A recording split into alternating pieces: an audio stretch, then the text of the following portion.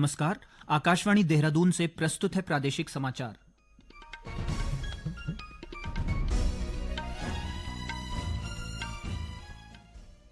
पहले मुख्य समाचार। सेतु आयोग की ओर से देहरादून में आयोजित क्षेत्रीय सम्मेलन में विकसित राज्यों की अहमियत और संसाधन चुनौतियों पर जोर दिया गया। विकसित कृषि संकल्प अभियान के तहत ऊधम सिंह नगर जिले के ग्राम बागवाला, भगवानपुर और कीरतपुर में गोष्ठियों का आयोजन। चंपावत जिले के देवीधुरा क्षेत्र में मातृ एवं नवजात स्वास्थ्य सेवाओं की पहुंच को बेहतर बनाने के लिए डबल खुशियों की सवारी विशेष एम्बुलेंस सेवा शुरू। और मौसम विभाग ने प्रदेश में पर्वतीय जिलों के अनेक स्थानों में हल्की से मध्यम बारिश की संभावना जताई। प्रादेशिक समाचार के साथ मैं अखिलेश चंद्र गैरोला। और अब समाचार विस्तार से। सेतु आयोग ने देहरादून में नीति आयोग के राज्य सहायता मिशन के तहत क्षेत्रीय सम्मेलन का सफल आयोजन किया। इसमें देश के 10 राज्यों के प्रतिनिधियों और राज्य योजना व परिवर्तन आयोगों के अधिकारियों ने भाग लिया।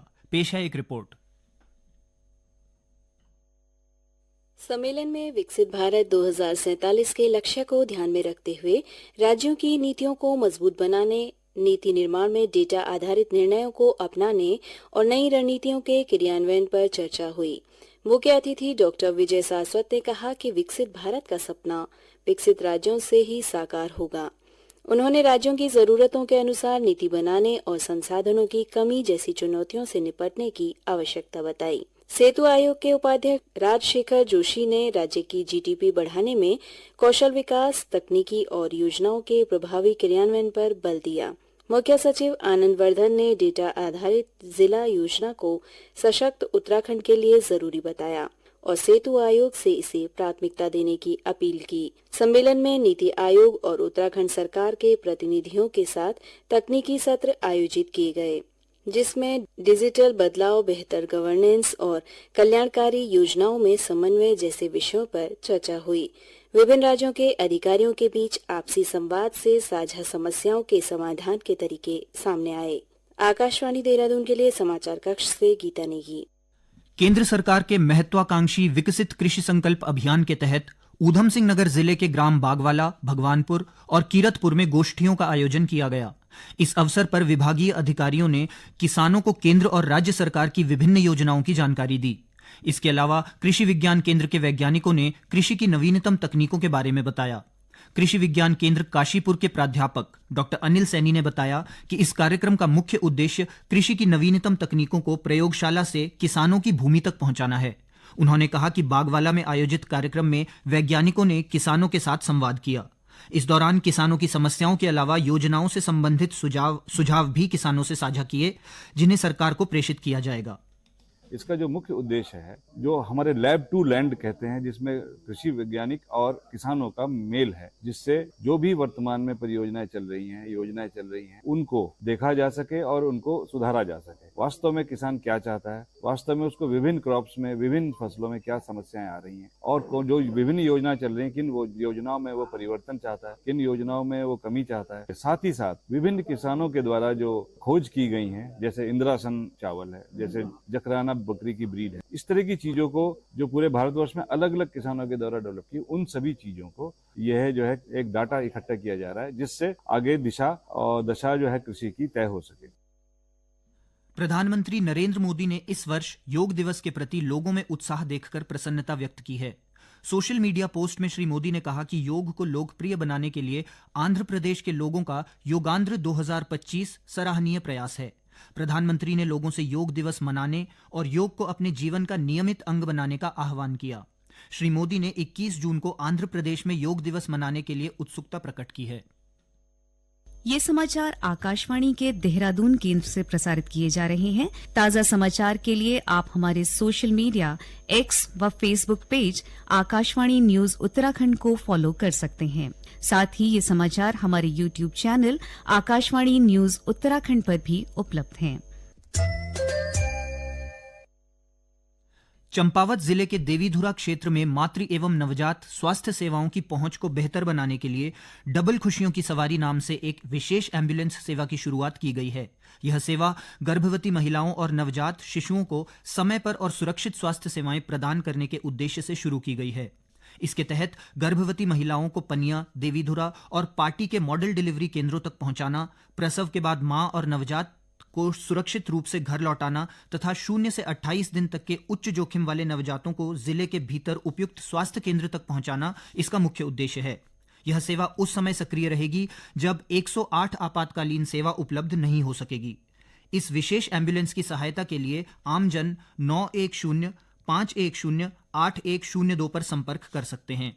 प्रसव के बाद यह सेवा देवीधुरा और पनिया डिलीवरी केंद्रों से मां और नवजात को प्रतिदिन सुबह 8 बजे से रात 8 बजे तक घर लौटने की सुविधा भी उपलब्ध कराएगी। हालांकि यदि इस सेवा का उपयोग अन्य आपातकालीन स्वास्थ्य सेवाओं के लिए किया जाता है तो 7 रुपए प्रति किलोमीटर की दर से शुल्क लिया जाएगा। मौसम विभाग ने प्रदेश में पर्वतीय जिलों के अनेक स्थानों में और मैदानी जिलों के कुछ स्थानों में हल्की से मध्यम बारिश की संभावना जताई है। विभाग ने राज्य के पर्वतीय जिलों में कहीं कहीं गर्जन के साथ आकाशीय बिजली चमकने और वर्षा के तीव्र दौर के साथ ही 40 से 50 किलोमीटर प्रति घंटा की रफ्तार से झोंकेदार हवाएं चलने का येलो अलर्ट भी जारी किया है। इस बीच राजधानी देहरादून में बादल छाए रहने के साथ ही रुक रुक कर बारिश होने से लोगों को गर्मी से राहत मिली है। मॉनसून सीजन के मद्देनजर बागेश्वर जिले में आपदा से निपटने की तैयारियां तेज कर दी गई हैं। इसी कड़ी में भारतीय रेड क्रॉस समिति बागेश्वर की ओर से कपकोट और गरुड़ विकास खंडों के लिए राहत सामग्री की एक विशेष खेप रवाना की गई। समिति के अध्यक्ष इंद्र सिंह फरसवाण ने हरी झंडी दिखाकर राहत सामग्री से भरे वाहनों को रवाना किया। इस अवसर पर उन्होंने बताया कि समिति हर वर्ष आपदा के समय त्वरित राहत कार्यों को करती आ रही है। इस बार भी मॉनसून पूर्व सभी आवश्यक तैयारियां पूरी कर ली गई हैं। भारतीय रेड क्रॉस समिति जनपद बागेश्वर द्वारा मानसून सत्र को देखते हुए जनपद बागेश्वर जैसे कि आपदाग्रस्त जनपद है, इसी के तहत हमारे पास राहत सामग्री उपलब्ध थी। तिरपाल हो गए, कंबल हो गए और हमारे पास किचन सेट हो गए। इसको हमने कपकोट और गरुड़ में भेज दिया है, काम करेंगे। और इसके अतिरिक्त हमने राज्य शाखा को भी उपलब्ध करा दिया कि अतिरिक्त सामान के लिए हमको जो आवश्यकता है वो हमने डिमांड भेज दी है। और भारतीय रेड क्रॉस समिति बागेश्वर लगातार मानव पीड़ा को कम करने में तत्पर रहती है।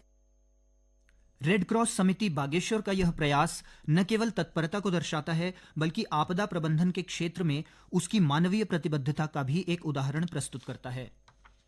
विश्व पर्यावरण दिवस के अवसर पर प्रदेश भर में कल विभिन्न स्थानों पर वृक्षारोपण कार्यक्रमों का आयोजन किया जाएगा। इसी क्रम में पिथौरागढ़ जिले के सभी मतदान केंद्रों, तहसील कार्यालयों और जिला मुख्यालयों पर वृक्षारोपण अभियान चलाया जाएगा। यह अभियान कल से शुरू होकर हरेला पर्व तक जारी रहेगा। इस पहल को और भी खास बनाते हुए जिला प्रशासन ने वृक्षारोपण कार्यक्रमों को मतदाता जागरूकता अभियान से जोड़ने का निर्णय लिया है। इस वर्ष की थीम वैश्विक स्तर पर प्लास्टिक प्रदूषण की समाप्ति और बारिश की हर एक बूंद एवं प्रत्येक वोट अमूल्य है के अनुरूप जिले में विभिन्न गतिविधियां आयोजित की जाएंगी। अभियान के तहत फलदार पौधों को प्राथमिकता दी जाएगी। जिलाधिकारी ने वन, उद्यान और कृषि विभाग को निर्देशित किया है कि जल स्रोतों के समीप वृक्षारोपण करें, जबकि नगर निगम को कूड़ा निस्तारण और सफाई अभियानों को गति देने के निर्देश दिए गए हैं। इसके अतिरिक्त आदि कैलाश, पंचाचुली और खालिया टॉप जैसे प्रमुख पर्यटक स्थलों पर प्लास्टिक मुक्त अभियान और हस्ताक्षर अभियान भी चलाए जाएंगे ताकि पर्यावरण संरक्षण की इस मुहिम को जन भागीदारी से और भी सशक्त बनाया जा सके। अल्मोड़ा के जिलाधिकारी आलोक कुमार पांडे ने राष्ट्रीय स्वास्थ्य मिशन के तहत जिले में चल रहे निर्माण कार्यों की समीक्षा बैठक की। इस दौरान जिलाधिकारी ने कार्यदायी संस्थाओं को निर्देश दिए कि सभी निर्माण कार्य तय समय में पूरे किए जाएं और गुणवत्ता से कोई समझौता न हो। समीक्षा के दौरान ताकुला ब्लॉक के बजोरिया स्वास्थ्य उपकेंद्र में पब्लिक हेल्थ यूनिट, जिला अस्पताल में IPHL लैब, लमगड़ा में चिकित्सकों के लिए ट्रांजिट हॉस्टल और मेडिकल कॉलेज में 50 बेड के क्रिटिकल केयर ब्लॉक के निर्माण की प्रगति पर चर्चा हुई। जिलाधिकारी ने कहा कि स्वास्थ्य सेवाओं का विस्तार सरकार की जनता के प्रति प्रतिबद्धता का प्रतीक है और इसके लिए सभी विभाग गंभीरता से कार्य करें।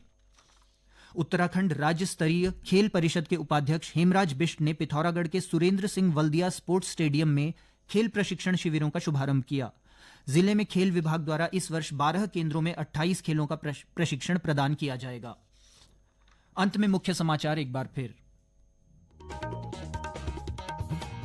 सेतु आयोग की ओर से देहरादून में आयोजित क्षेत्रीय सम्मेलन में विकसित राज्यों की अहमियत और संसाधन चुनौतियों पर जोर दिया गया। विकसित कृषि संकल्प अभियान के तहत ऊधम सिंह नगर जिले के ग्राम बागवाला, भगवानपुर और कीरतपुर में गोष्ठियों का आयोजन। चंपावत जिले के देवीधुरा क्षेत्र में मातृ एवं नवजात स्वास्थ्य सेवाओं की पहुंच को बेहतर बनाने के लिए डबल खुशियों की सवारी विशेष एम्बुलेंस सेवा शुरू। और मौसम विभाग ने प्रदेश में पर्वतीय जिलों के अनेक स्थानों में हल्की से मध्यम बारिश की संभावना जताई।